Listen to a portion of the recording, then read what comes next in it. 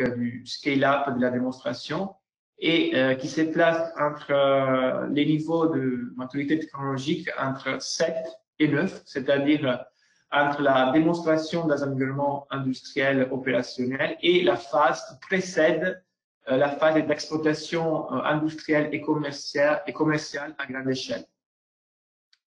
Ceci donc est une spécificité par rapport au programme 4 pour la recherche et innovation Horizon Europe, qui couvre, lui, les cycles d'innovation de la recherche de frontières à la démonstration précommerciale, ou à d'autres programmes tels que le Connecting Europe Facility, le LIFE ou InvestEU, qui est un nouveau programme d'emploi, la croissance et l'investissement, et qui prend le relais et remplace l'actuel Fonds européen pour les investissements stratégiques. Et donc, tous ces trois guichets se concentrent sur la phase de démonstration jusqu'à l'exploitation commerciale et industrielle d'innovation.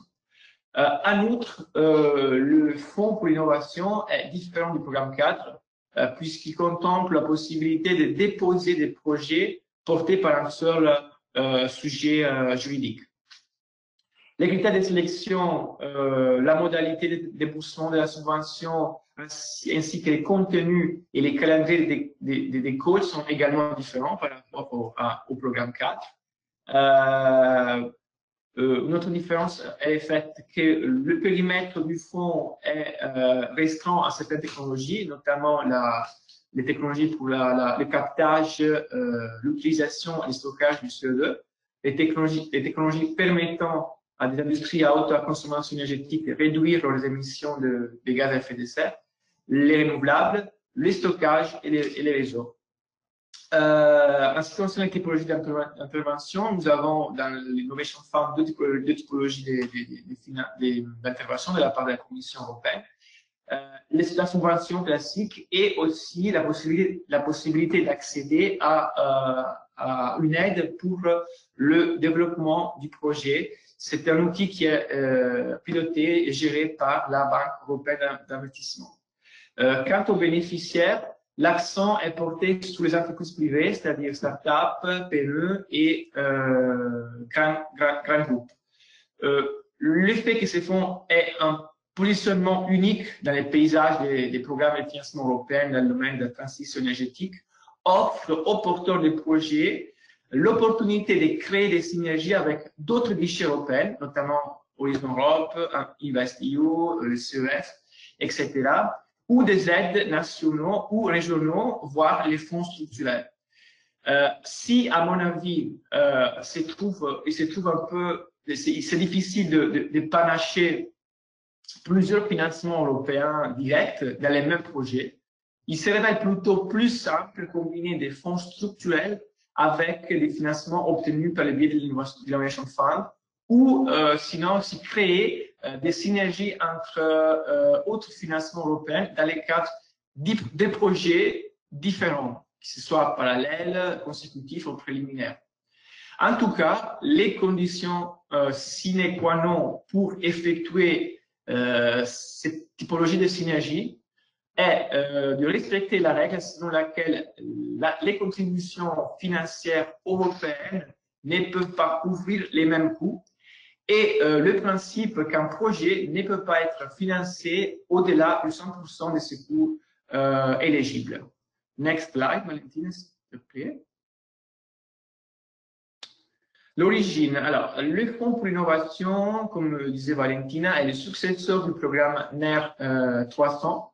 Le NER 300 avait été mis en place en 2002, à partir de 2012, pour soutenir la démonstration des technologies de captage et stockage du CO2, de technologies innovantes dans le domaine des énergies renouvelables et des réseaux intelligents à l'échelle commerciale. 2 appels ont été lancés en 2012-2014, 38 projets financés. Malheureusement, compte tenu du contexte économique difficile de l'Union européenne, certains des 38 projets financés ont rencontré des difficultés pour lever suffisamment de fonds propres ou obtenir un soutien financier supplémentaire. Et donc, la Commission a parfois décidé de retirer son soutien et les fonds non dépensés provenant des projets retirés, par exemple, au titre du deuxième appel NER 300, qui s'élève à 735 millions d'euros, ont été affectés au budget du Fonds pour l'innovation. Tout comme le NER 300, le Fonds pour l'innovation sera alimenté par des ressources provenant de la vente aux enchères par la BEI, donc la Banque européenne d'investissement, de 450 millions de quotas d'émissions de carbone dans la période 2020-2030. Ainsi que, comme je viens de le citer tout à l'heure, les 725 millions d'euros non dépensés par le NER 300 en 2014. Pour ce qui concerne les détails opérationnels, le fonds a appris naturellement des erreurs du NER 300. Et donc, à partir de 2020, le soutien financier déboursé par les fonds d'innovation sera ainsi fourni de manière plus flexible en suivant les flux de trésorerie du projet à travers des étapes bien prédéfinies, avec des critères clairs pour le retrait du financement en cas d'échec, afin de rendre les fonds disponibles pour d'autres projets les plus rapidement possible. La procédure de sélection a été simplifiée et tiendra compte de la viabilité économique des projets, de leur conformité aux priorités de l'Union européenne, etc. Disons qu'après, mon collègue Athanase va détailler les critères plus en détail. En outre, les fonds d'innovation par rapport au NER 300 ont porté élargi. C'est-à-dire qu'il est également ouvert à des projets hautement innovants provenant d'industries à forte intensité énergétique, tels que le secteur de l'acier, de la chimie, du raffinage, l'agro-industrie, l'industrie du papier et les producteurs naturellement d'énergie. Le montant maximum si la subvention a été augmenté. Donc, on va au-dessus des 300 millions d'euros, afin de soutenir des grands projets phares pour la décarbonation de l'économie européenne. Next slide, Valentina. Alors, pour la période 2020-2030, l'enveloppe financière du fonds pourrait s'élever à environ 10 milliards d'euros. Je dis pourrait parce que le prix est variable, l'enveloppe financière sera variable en fonction du prix du carbone.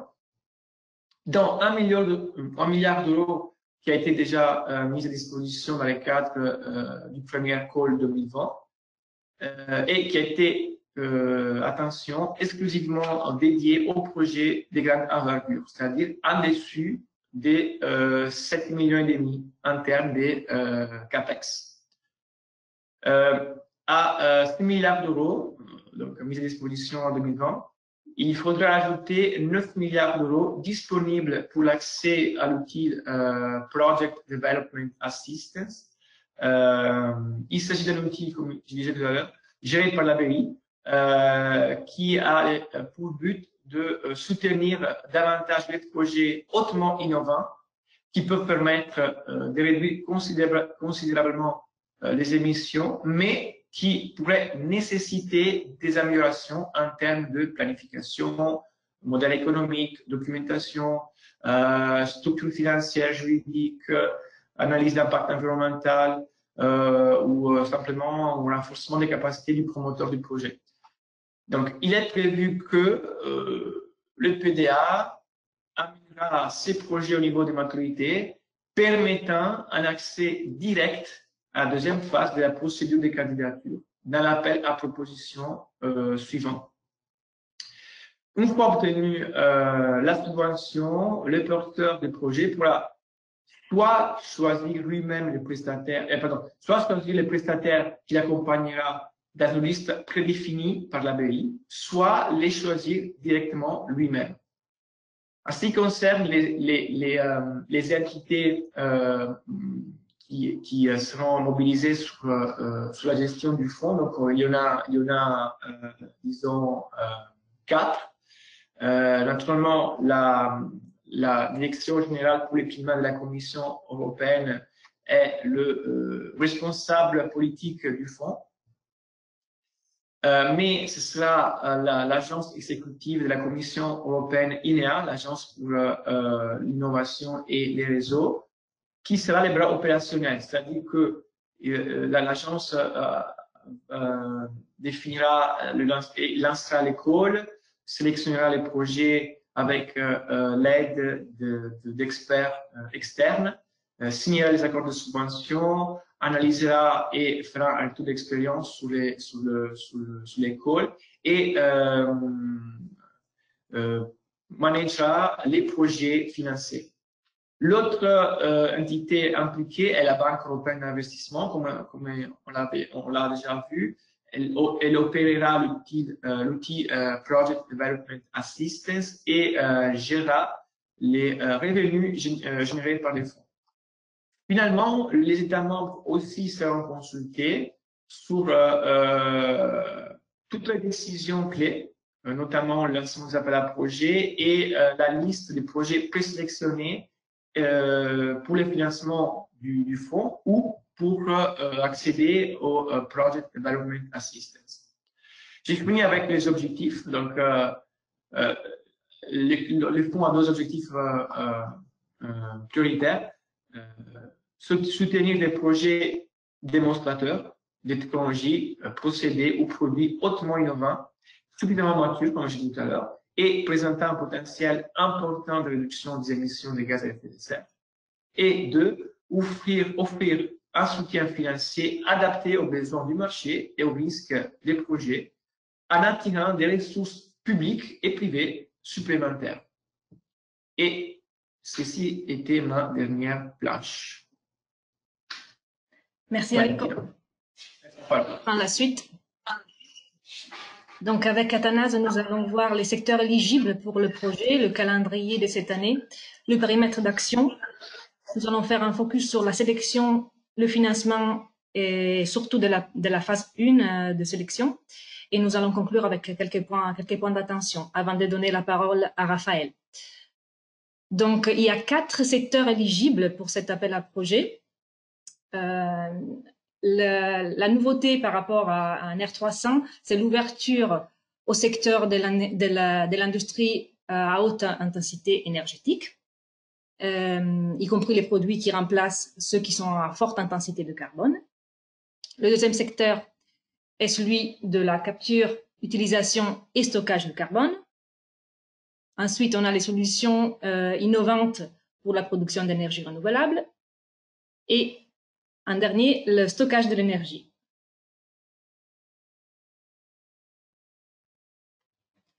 Le calendrier pour cette édition 2020, on a donc trois grandes étapes, comme Enrico vient de dire. La première étape est la réponse à l'appel à projet qui vient de s'ouvrir et qui a pour date limite le 29 octobre, avec une évaluation sur 3 critères que nous allons voir tout à l'heure. Une deuxième étape, suite à la sélection de l'appel à manifestation d'intérêt, aura lieu en 2021 avec une date limite au 23 juin 2021. Et là, les projets seront évalués sur 5 critères. La dernière étape est le retour de l'INEA et l'attribution de la subvention qui vont arriver au 4e trimestre 2021. Ce qu'il faut retenir, c'est que les projets de plus petite envergure auront aussi l'occasion de candidater, mais le call va ouvrir à fin 2020. Les critères de sélection pour les projets de plus petite taille sont toutefois les mêmes, donc cette présentation vous sera quand même utile, même si les critères seront un petit peu simplifiés, donc c'est encore plus facile pour les projets de petite envergure. Donc, quel est le périmètre d'action du dispositif? Les projets qui seront financés seront des projets hautement innovants et de grande taille, donc supérieurs à 7,5 millions d'euros. Bien évidemment, ils doivent entraîner des réductions importantes d'émissions de gaz à effet de serre. Il y a aussi la possibilité de présenter des projets transversaux, donc sur des secteurs multiples. Et pour cela, il faut travailler avec l'industrie et surtout sur le secteur de l'utilisation du carbone dans l'industrie. Les projets peuvent être portés par un seul partenaire ou alors les partenaires peuvent se réunir en un consortium. Ce que la Commission européenne cherche dans Innovation Fund, c'est d'avoir un portefeuille très varié des projets qui couvrent des technologies innovantes dans tous les secteurs qu'on vient de citer et dans tous les États membres. Donc, pour voir dans le détail le processus de sélection, donc on a une première étape qui est l'appel à manifestation d'intérêt ouvert maintenant, avec une sélection de projets sur 3 critères. Deadline 29 octobre. Une deuxième étape qui est la candidature complète pour le 23 juin 2021, avec évaluation sur 5 critères. Et ensuite, la subvention au 4e trimestre 2021. Nous allons voir maintenant quels sont ces critères dans le détail. Donc, pour la première phase, on a 3 critères qui sont l'évitement des émissions de gaz à effet de serre et le niveau d'innovation. Ces 2 critères sont primordiaux. Il y a un 3e critère qui est la viabilité et la maturité du projet qui, comme on a dit tout à l'heure, s'il n'est pas atteinte tout de suite dans la phase de manifestation d'intérêt, peut être développé grâce à l'aide de la Banque européenne d'investissement et à cet outil d'assistance à développement du projet PDA. Si les 3 critères sont atteints, les porteurs de projets peuvent soumettre la candidature complète qui sera évaluée cette fois sur 5 critères. Donc, les trois critères qu'on vient de décrire de façon plus approfondie, plus 2 autres critères qui sont le passage à l'échelle à horizon 2050 et la rentabilité. La rentabilité, elle est calculée avec un ratio entre la subvention demandée et l'évitement des gaz à effet de serre qui sont atteints pendant 10 ans dès la mise en service de l'installation. Et cela, ça va se calculer avec une comparaison entre les émissions évitées et des scénarios de référence européens. Et aussi, il y a tout un processus de monitorage des émissions de gaz à effet de serre. Mais Athanas va vous en parler plus dans le détail.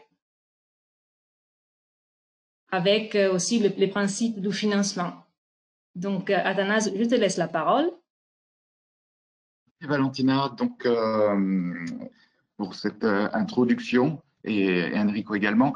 Donc pour aller un petit peu plus loin, donc c'est ce schéma qui est important parce qu'il donne fonctionnellement l'enchaînement à la fois temporel des différentes phases et aussi en nature de soutien, c'est-à-dire le passage en phase 2 ou le passage, si le projet n'est pas suffisamment mature, en assistance et en coaching, en mentoring pour faire monter l'application. Alors, principe général, il s'agit, l'instrument est régi sur une logique de résultat. Donc, vous avez compris, c'est les émissions évitées de gaz à effet de serre. Et donc, le paiement, il est fait en lump sum avec des jalons avec date et des performances, et non sur une base de coûts. On a pu connaître, vous avez pu peut-être participer sur des programmes H2020 où on a des états de dépenses et c'est une logique plutôt de coût. Donc là, on est plutôt en logique de résultat. Et ceci a des conséquences. Peut-être, Valentina, le clic pour le deuxième, l'animation. Voilà. Donc, il faut comprendre qu'il faut concevoir de façon intelligente et appropriée le programme. Il y a des contraintes qui est la date pivot, donc ce qu'on appelle la clôture financière, qui délimite, alors elle est définie sur la base de la finalisation de tous les accords financiers du projet et ce qui permet d'entrer dans une phase proprement dite de construction dans le cycle de développement du projet. Donc, il y aura un dessin tout à l'heure.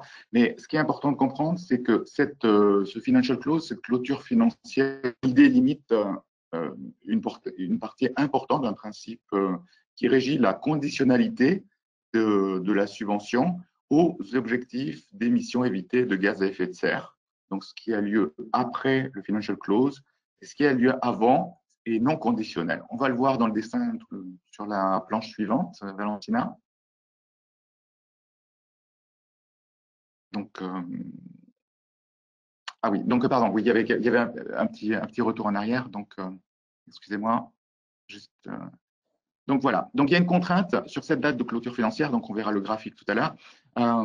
Il faut pouvoir l'atteindre en 4 ans au plus. Donc on a 48 mois à partir donc de la signature de l'accord du contrat, du Grant Agreement, pour pouvoir finaliser donc la phase de conception avec tous les éléments financiers proprement signés.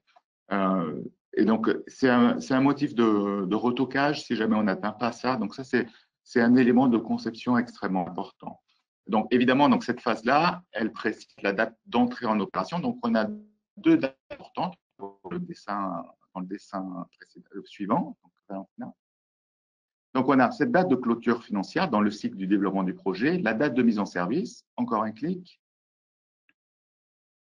Donc, on construit donc le projet, donc toute la partie de conception en amont. Donc, ça se lit de gauche à droite. Ensuite, on a la phase de construction et ensuite une phase de suivi, de reporting de la performance atteinte en termes de gaz à effet de serre évité.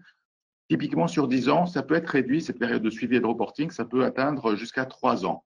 Mais bon, la durée normale à laquelle on peut déroger, c'est plutôt 10 ans.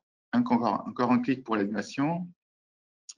Donc, on peut, lorsque l'on conçoit le projet, donc construire donc, les jalons intermédiaires sur base de modules de délivrables avec une date et des performances sur l'élément GIN, c'est-à-dire la partie conception et la partie construction. Ensuite, donc, sur la partie verte, donc on rentre dans une phase de paiement annuel sur la base des performances mesurées en fonction de la méthodologie proposée en gaz à effet de serre évité. Encore un clic, le dessin complet. Donc, ce qu'il faut savoir, c'est que la partie conditionnelle à l'émission des performances en gaz à effet de serre évité doit faire au moins 60%. Donc, c'est la partie conditionnelle. Et la partie inconditionnelle à ces performances, elle doit faire pas plus de 40%. Donc, c'est un élément obligatoire dans la procédure d'avoir soit du 70, soit du 20-80, soit du 39-61 sur la partie conditionnelle, la répartition de la grande. Alors, donc, si vous avez des questions, n'hésitez pas à les poser par le chat. On essaiera de les traiter dans la phase questions-réponses ou voir à l'issue si c'est plus technique sur des éléments peut-être un peu plus méthodologiques. Alors, slide suivant. Donc, on a un financement sur la base d'une assiette CAPEX et OPEX additionnelle du projet innovant avec un taux de financement qui peut atteindre jusqu'à 60% de ces capital expenditures. Alors, tout à l'heure, donc il y a une proportion maximale de 40-60 sur cette phase de démarrage qui doit être atteinte avant la clôture financière en 4 ans. Sur la partie donc, qui dure pendant 10 ans, il faut pouvoir atteindre par rapport aux éléments que l'on aura mis en termes d'objectifs de gaz à effet de serre évités, au moins 75% des gaz à effet de serre. Si on n'atteint pas cet objectif à 74%, on court un risque de se voir rembourser la partie conditionnelle des gaz à effet de serre. Donc, ça comprend si on peut revenir juste un clic en arrière, Valentina. Donc, ça comprend la partie qui est complètement à droite. Voilà, donc la partie des paiements verts, les paiements annuels, mais aussi, surtout, donc, la partie de la phase de construction. Donc, on peut rétroactivement être demandé à rembourser donc, le bloc jaune du milieu, donc les paiements et jalons intermédiaires liés à la phase de construction, du moment que, ex post, les gaz à effet de serre évités ne sont pas à hauteur des 75%. Donc ça, c'est un élément important. Donc, il y a un élément de prise de risque ici où la commission va demander un remboursement si les objectifs ne sont pas atteints. Donc, ça explique le principe directeur d'un programme régi par des résultats.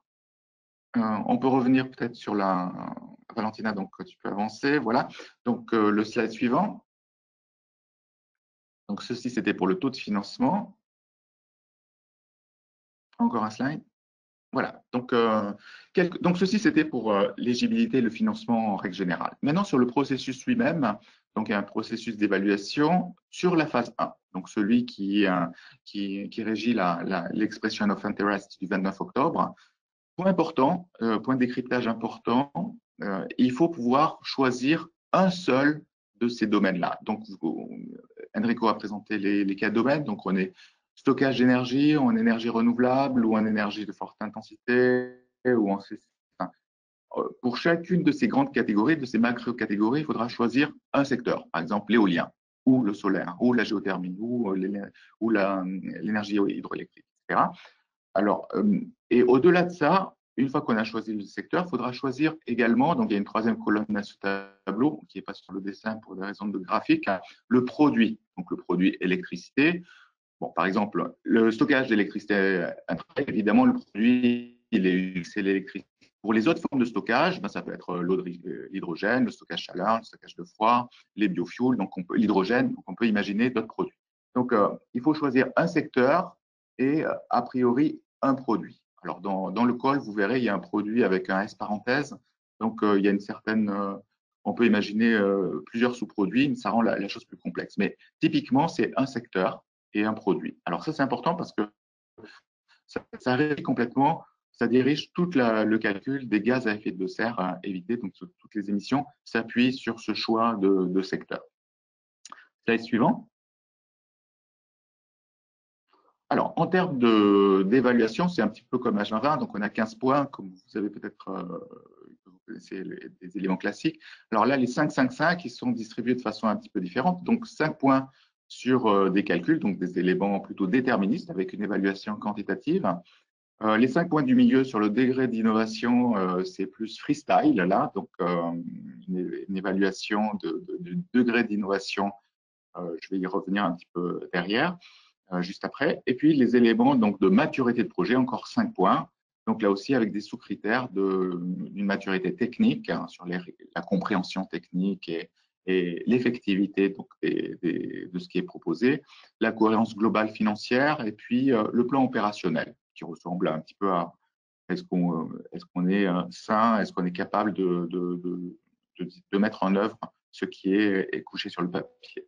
Donc là, c'est une évaluation mixte, à la fois quantitative et qualitative. Alors, on va zoomer donc sur le calcul, sans rentrer forcément dans de la méthodologie, ça prendrait un webinaire de journée comme l'a fait la Commission européenne pour entrer dans ces éléments-là. Quelques éléments de principe. Le calcul de ce critère 1 sur le calcul des émissions de gaz à effet de serre évitées. Donc, il faut des éléments de référence. En fonction du secteur, ils sont particuliers. Donc, par exemple, pour les énergies intensives, c'est la directive, c'est le benchmark ETS. Pour les renouvelables, c'est un petit peu différent. Ce sont l'énergie mixte au niveau européen, pas au niveau français, donc d'un projet renouvelable. Évidemment, donc l'énergie mixte en France et en Allemagne est très différent. Donc là, l'optique qui est prise, c'est qu'il n'y aura pas, pour effacer les disparités des États membres, on présupposera un électricité mix moyen à l'horizon 2030. Donc ça peut impacter des projets, la disparité nationale va être effacée. Bon, pour la chaleur renouvelable, donc c'est le boiler gaz naturel.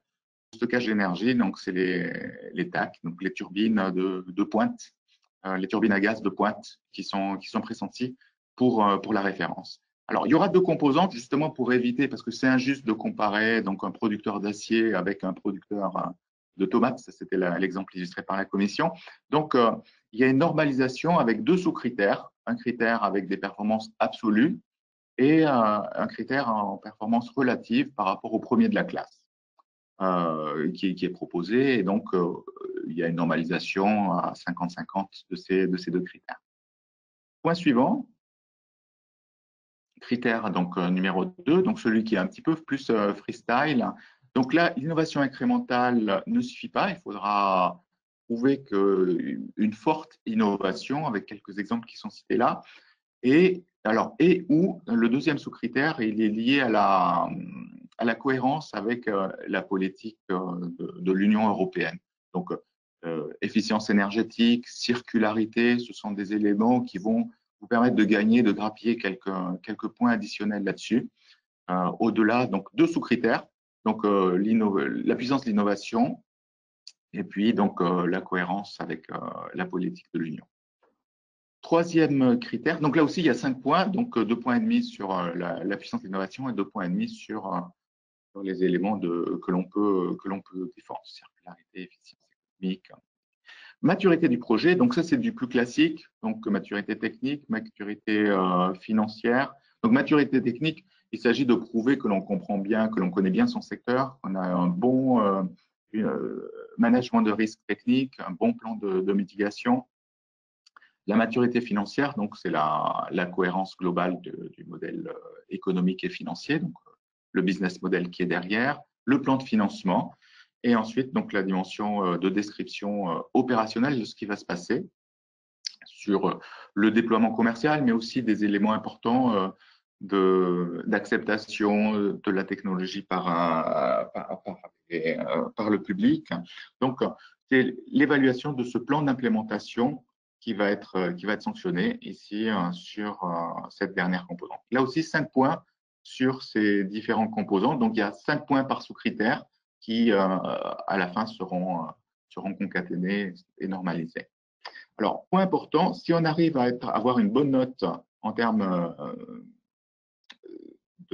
sur les critères 1 et 2, mais que le critère de maturité n'obtient que 50%, si on est au-dessus de 50% de la note, on peut, du moment que qu'on n'arrive pas à atteindre la clôture financière en 4 ans, on peut être réaiguillé sur une phase d'assistance qui pourra contribuer à améliorer la note de la maturité du projet pour les échéances suivantes. Donc, pas pour l'appel à projet 1, mais pour l'année à venir. Donc, ce sera des échéances annuelles, donc on pourra retenter notre chance l'année d'après. Slide suivant. Voilà, donc on arrive à la conclusion. Donc, il y a 2 slides de points à retenir. Donc, on a retenu l'idée des lump sum. Donc, on n'est pas sur des coûts de dépenses, donc on n'est pas sur de l'effort, mais on est sur des résultats. Donc, ceci est à tenir compte dès la phase de conception. Donc, déjà, par obligation, il faut la tenir en 4 ans. Mais il y a ce risque que j'ai mentionné tout à l'heure, donc de ne pas être dans des situations où on n'atteint pas les 75% d'objectifs et donc d'avoir à rembourser des choses, y compris sur des phases de la construction. Donc, sur la conception du projet, donc on l'a dit, on peut répondre en solo, que ce soit en laboratoire ou en industrie ou en consortium. Il faut être très rigoureux sur les calculs des émissions évitées. On risque un 0 sur 5 s'il y a une erreur manifeste ou un problème de compréhension. Et comme l'a dit Valentina, donc il y aura des critères, au-delà des 3 premiers critères, il y aura des critères d'efficience ou de performance, d'efficacité de coût qui vont être rajoutés et un critère de scalabilité pour la phase 2. Alors, je crois que le slide s'est coupé, mais il y avait un taux qui donnait un ordre de grandeur à 700 € la tonne de CO2. Alors, il s'agit d'un coût, pas du coût de marché, bien sûr, de la tonne de CO2, mais c'est 600, pardon. Mais c'est le coût social. Évidemment, il faudra être bien plus inférieur au-dessous de ces 600 pour pouvoir être compétitif sur cette phase 2. Donc, viser du 200, 300. Donc, il y a une échelle qui est construite sur la base du 600 en linéaire. Donc, si on a 600, on a 0 point sur ce critère numéro 5. Alors, slide suivant. Voilà, et c'est mon dernier slide, c'est ma dernière planche. Donc, l'espérance, excusez-moi pour la faute, l'espérance de succès, donc les chances de succès pour la phase 2. Si on lit le call, donc on lit qu'il y a un facteur de 2,5 qui va être retenu.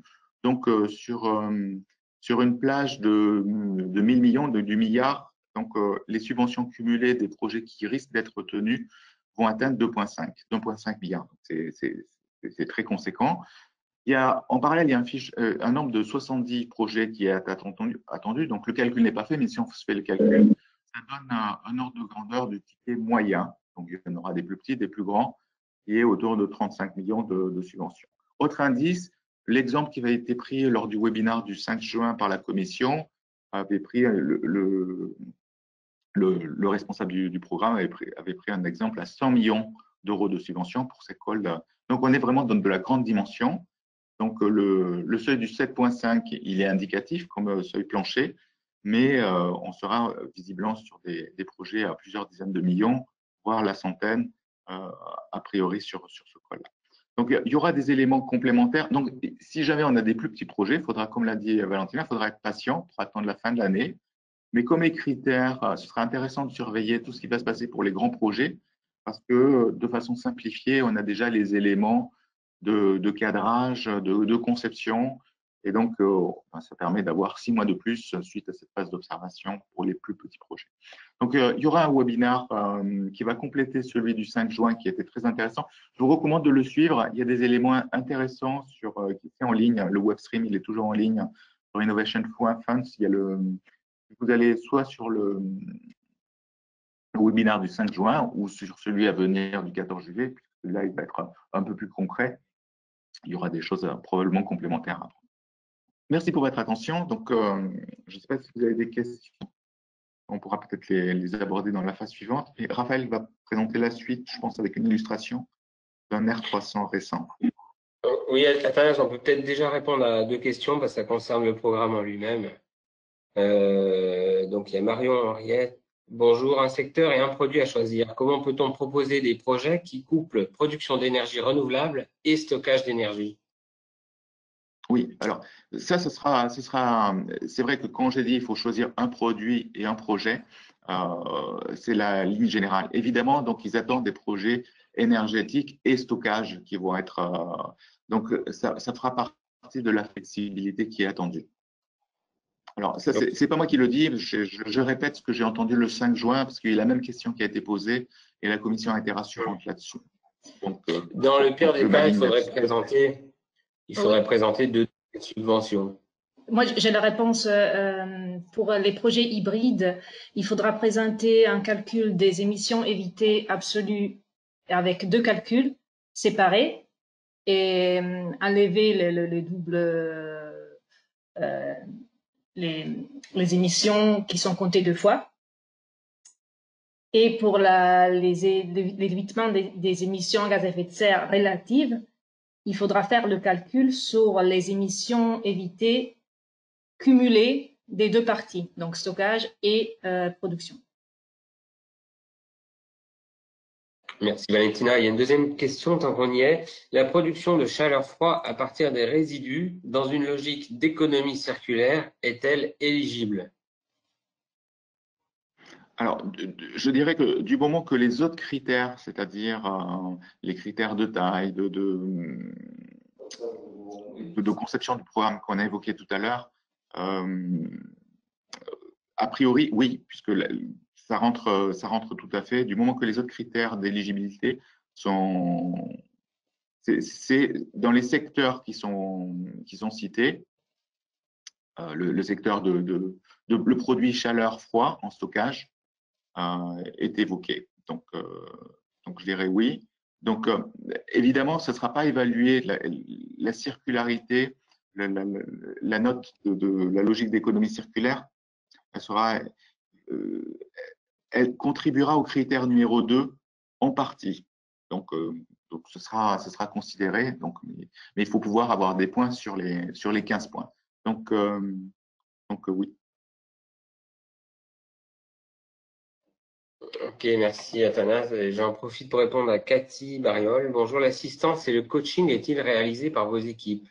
Alors, par vos équipes, par Cap Énergie et par Dowell, à voir au cas par cas. Si vous avez besoin d'un accompagnement, oui, effectivement, on peut éventuellement prévoir une prestation. Il faut voir quel accompagnement vous est nécessaire. Voilà, je pense qu'on peut passer du coup à la présentation d'un exemple. C'est le seul exemple qu'on ait trouvé qui se rapproche un petit peu du programme, puisque c'est un projet qui a été financé par le programme précédent, hein, qui était le NER 300, et que j'avais réalisé lorsque je travaillais en Italie pour Enel Distribuzione. donc qui était le DSO, le gestionnaire du réseau de distribution d'électricité en Italie, qui est devenu depuis E-Distribuzione. Donc j'ai mis à jour les logos. Donc voilà, slide suivante, s'il te plaît, Valentina. Donc juste pour donner un exemple, alors évidemment, c'était un exemple de la catégorie Smart Grids qui n'existe plus dans le nouveau programme, mais qu'on peut considérer comme dilué dans les différents chapitres du nouveau programme. Entre énergie renouvelable, stockage, on y retrouve des éléments, donc on pourrait tout à fait représenter ce projet. Mais là, l'avantage, c'est de vous présenter quelque chose de concret qui a été réalisé. Donc, c'était un projet donc sur 4 ans de construction, de 2014 à 2018, enfin en réalité de mi-2014 à mi-2018, donc 4 ans de construction, pour réaliser une Smart Grid à l'échelle régionale. On a perdu la slide, Valentina. Oui, je donc, ça a été un projet de 170 millions d'euros. Et à l'époque, le programme de financement couvrait 50% des investissements nets, CAPEX et OPEX liés au projet. Donc, subvention totale. Donc ça a un petit peu changé. Hein. C'est, je crois, jusqu'à 60% cette fois, mais à justifier. Là, c'était jusqu'à 50% et on a demandé le maximum. Donc, donc le fait, donc slide suivante, de toute façon, on va aller vite. S'il te plaît, voilà. L'idée, c'était de couvrir une région particulièrement touchée par la montée des énergies renouvelables. Il faut se replacer dans les années juste après 2010, le boom des énergies renouvelables, notamment le photovoltaïque sur la moyenne tension, ce qui est un peu le cas ici aussi, finalement, région sud, Provence-Alpes-Côte d'Azur, d'où l'avantage de cet exemple, c'est que le fait d'avoir eu beaucoup de génération décentralisée à partir d'énergies renouvelables, ça a créé, si vous voyez en bas à droite sur le schéma, un exemple d'évolution du profil de charge, en fait, profil net de consommation d'un poste source, en fait. Quand on regarde le réseau, d'un poste de moyenne tension vers la haute tension, eh bien, on s'est aperçu que ça a créé vraiment un creux avec vraiment une variabilité liée à l'ensoleillement. Donc, ça crée des phénomènes de perturbation sur les réseaux. Et le fait aussi de remonter dans certaines heures de pointe, lorsqu'il y a beaucoup de production et peu de consommation, une remontée de l'énergie produite par le photovoltaïque depuis le réseau de distribution, donc basse, moyenne tension, vers le réseau de haute tension. Donc ça, c'était nouveau. Donc aujourd'hui, on n'est plus dans ce contexte-là, mais néanmoins, c'est un exemple. Donc on a dit, qu'est-ce qu'il faut faire? Il faut adapter le réseau pour mieux intégrer ces énergies renouvelables, sinon on va devoir surdimensionner le réseau électrique. Donc qu'est-ce qu'on a fait? Slide suivante. Parce qu'en fait, qu'est-ce qui se passe? Si vous prenez une ligne moyenne tension, hein, juste pour vous illustrer quel était le problème. Sur une ligne moyenne tension, lorsqu'il y a beaucoup d'énergie renouvelable connectée le long de la ligne, le profil de tension peut dépasser la limite admissible d'une ligne électrique, hein, en fait. Donc, qu'est-ce qu'on a fait? On s'est dit, plutôt que de surdimensionner les lignes, qui à l'époque était donc la régulation de tension notamment, hein, parce que sur le réseau de distribution, on parle surtout en régulation de tension plus que fréquence, elle était effectuée uniquement en départ de ligne dans les cabines. Et c'était assez statique. Donc finalement, au bout, on dimensionnait pour qu'en bout de ligne, on soit toujours dans la limite. Mais avec l'intégration des énergies renouvelables, on dépassait ces seuils. Donc ça allait nécessiter des investissements inconsidérables. Donc une solution, c'était de contrôler finalement la tension, faire envoyer des signaux aux énergies renouvelables connectées au réseau pour qu'elles fassent varier leur injection de puissance réactive. Alors, ça paraît très technique, mais ne vous inquiétez pas, c'est un exemple. Aujourd'hui, on pourrait très bien présenter un projet avec de la modulation de puissance active pour faire du stockage. Donc, par analogie, un projet de stockage aujourd'hui sur la modulation de puissance active peut tout à fait être éligible. Là, ce qui est éligible, c'est vraiment contrôler cette puissance réactive pour faire baisser le niveau de tension jusqu'à un seuil acceptable pour permettre d'accueillir plus d'énergie renouvelable sans modifier la configuration du réseau électrique. Donc ça, avec de l'intelligence, d'où les smart grids, avec des capteurs, des dispositifs qui peuvent envoyer des signaux, qui peuvent interagir en temps réel avec de la 4G. Donc ça a été installé sur tout le réseau rural de Épouilles. Et donc slide suivante. Donc ça nécessitait un réseau de télécommunications à haut débit avec de la fibre optique, des antennes 4G. Alors les antennes 4G, on s'est appuyé sur un fournisseur de réseau tel que Orange. C'était pas Orange en l'occurrence, mais pour donner un exemple. Une adaptation des systèmes de contrôle en cabine, de l'intelligence dans les cabines, dans les postes sources, dans les cabines moyenne tension, basse tension, et auprès des cabines utilisateurs. Donc, les utilisateurs qui étaient concernés, qui étaient connectés au réseau de distribution, ont été impliqués pour fournir des services au réseau. Et donc, aujourd'hui, on est plus là-dessus. D'ailleurs, les smart grids sont pas, n'est pas dans le chapitre, mais quand on parle de stockage, intégration des énergies renouvelables, on peut tout à fait imaginer des services rendus par les utilisateurs connectés au réseau, avec du stockage ou avec une variation, une flexibilité, soit de la production, soit de la consommation. On avait aussi mis en évidence, inclus dans le projet, des bornes de recharge pour véhicules électriques. C'était la partie un peu plus innovante. À l'époque, il n'y en avait pas beaucoup, les bornes de recharge. C'est passé dans le projet, c'était pas le scope, c'était pas l'objectif principal du projet, mais ça a quand même été financé. Ainsi que des dispositifs de monitoring, supervision des consommations dans les maisons. Bon, aujourd'hui, c'est obsolète avec les compteurs Linky, en fait. C'est un module qui s'ajoutait au compteur intelligent de l'époque. Voilà, slide suivante.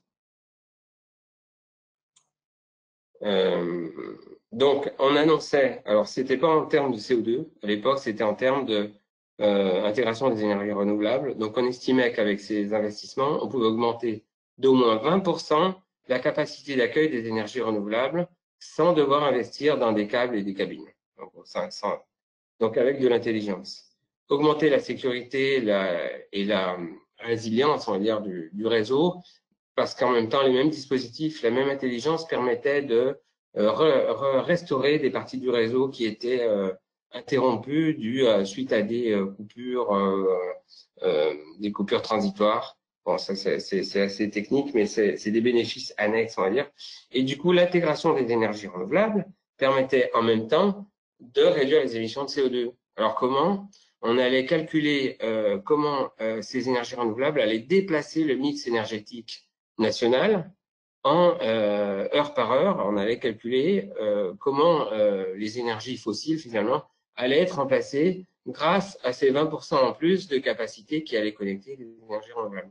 Voilà. Ça paraît un petit peu compliqué, mais finalement, vu que les énergies renouvelables, en tout cas à l'époque, étaient prioritaires sur le dispatching, à partir du moment où on intégrait 1 gigawatt d'énergie renouvelable, on allait déplacer, alors pas selon les heures, jusqu'à 1 gigawatt d'énergie polluante, de sources fossiles qui émettaient des CO2. Donc ça, c'était le delta en CO2.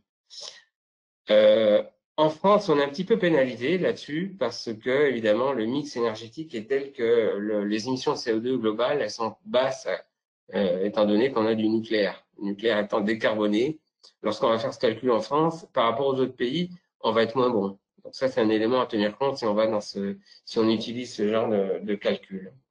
Voilà, ça, diapo suivante. Un exemple juste par rapport au mécanisme. Donc la construction qui allait de 2013 à 2014 à 2018 en réalité, et à partir de mi-2018 jusqu'à 2022, correspondait à la phase d'exploitation. Donc 2018 était cette fameuse date pivot. Ça n'a pas changé, où on allait mesurer l'augmentation effective des énergies renouvelables connectées. Et donc, le delta correspondait, à l'époque, c'était pas en CO2 qu'on calculait, mais c'était en termes de mégawattheures d'énergie renouvelable injectée sur le réseau, en fait. Mais le principe reste le même, finalement. Et pour le classement des projets qui allaient être financés, on calculait ce qu'on appelait le cost per unit performance. Donc aujourd'hui, c'est pas ça le critère, mais ça ressemble un petit peu. Et ils vont, je pense, le regarder de toute façon. C'est quel est le financement par rapport. Alors à l'époque, c'était quelle est la partie financée par rapport à la quantité d'énergie renouvelable injectée. Donc pour 1 euro injecté par la Commission européenne, donc par l'Europe, de financement, combien je vais intégrer d'énergie renouvelable. Et donc, ça nous donnait un coût par mégawattheure. Alors, on était à 4,4 € par mégawattheure, ce qui était très, très bas. Donc, le projet a été dans les premiers classés. Mais étant donné que c'était un projet Smart Grid, il n'y avait vraiment pas beaucoup de concurrence. Donc voilà. Ensuite, aujourd'hui, donc de façon par analogie, ils vont calculer ce coût par rapport aux émissions de CO2 évitées. C'est juste un petit peu plus compliqué. Mais le principe reste le même. Donc, jusqu'à 4 ans de construction, puis 5 ans d'exploitation. Alors, à l'époque, c'était 5 ans. Maintenant, c'est jusqu'à 10 ans. Hein, j'ai vu dans les diapos d'Athanase avant. Donc, c'est variable. À l'époque, je crois que c'était 5 ans obligatoire. Voilà. Pour vous donner un exemple, je crois que c'est fini. Est-ce qu'il y a une autre slide? Non, voilà. Donc, si vous avez des questions, n'hésitez pas. Merci, Raphaël. Pour l'instant, je ne vois pas de questions dans le chat. Donc, vous avez le temps de le faire pendant la prochaine présentation si vous souhaitez. Et donc, on va passer au projet d'Inuit par Didier Briand. Est-ce que Didier est avec nous?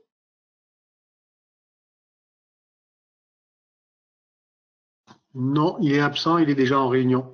D'accord. Désolé. Bon, donc. Est-ce qu'il y a quelqu'un qui peut. Est-ce qu'il y a quelqu'un d'Inuit qui peut présenter à sa place? Non, malheureusement, nous, on est partenaire d'Inuit et on ne voudrait pas présenter quelque chose à sa place. Je suis désolé. Ah, bon, tant pis. Bon, en tout cas, il nous avait expliqué un petit peu par téléphone son projet. Hein. Donc là, des stations de couplage, d'après ce qu'on a compris, entre stockage hydrogène et alimentation électrique pour des véhicules. Donc voilà, ça nous paraissait éligible, mais bon, évidemment, il faudra l'intervention de Didier Briand pour en savoir plus. Donc ça, c'est un exemple de solution qui, à notre avis, peut être intégré dans un projet global. Il faut savoir, pour cette première phase, Alors, excusez-moi, hein, je vais dire juste un mot, stockage pour véhicule ou autre. Enfin, c'était un exemple véhicule. Tout type d'utilisateur. C'est tout type d'utilisateur, en fait.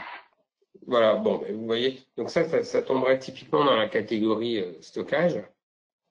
À mon avis, un projet qui inclurait cette solution, il faudrait le déployer à grande échelle pour que ce soit un projet. Voilà, faut pas que ça ressemble à un projet Horizon 2020. Hein, attention, il faut que ce soit un projet de déploiement, vraiment un démonstrateur à grande échelle en fait. On est entre le démonstrateur et le déploiement commercial très très grande échelle. Donc là, faudrait pas s'imiter à un pilote, mais le dupliquer 10 fois, 100 fois peut-être. Ou alors, il faudrait vraiment que le pilote soit très très gros. Et pour arriver à un budget de 7,5 millions d'euros, voilà. Mais c'est aussi une solution qui peut être agrégée dans un projet plus global avec d'autres partenaires. Donc, d'où l'intérêt de présenter aujourd'hui. Et donc, je remercie Didier Briand, qui malheureusement n'est pas connecté, mais qui a mis à disposition donc son idée pour pouvoir participer à un projet en partenariat. Merci Raphaël. Nous arrivons à la fin. Oui, allez-y. Non, c'était juste un commentaire, c'était par Athanase ici. Raphaël, c'est tout à fait juste ce que tu dis sur la question donc de la bonne taille, c'est-à-dire on n'est pas dans H2020 ici, donc on est sur la taille supérieure. Donc, on est sur de la démonstration first of a kind ou second of a kind. Donc, il faut pouvoir prouver des choses, notamment en termes de scalabilité. Donc, la question de la taille, elle est primordiale. Il faut déjà se mettre dans la phase de la phase 2. Et c'est pas bon, quel que soit le projet, hein, c'est pas uniquement par rapport à Inuit que je dis ça. La question du bon niveau de couverture et de représentativité, il faudra le prouver en stage 2 en termes de scalabilité, de mise à l'échelle. Donc, même si on a un module, se mettre au niveau en coopération du moment qu'il y a une cohérence globale, ça peut faire quelque chose de positif. Et c'est pas de l'âge 2020, tout à fait. Merci Athanase. Nous avons un petit peu débordé, mais si vous avez des questions à nous poser, nous pouvons encore attendre 5 minutes.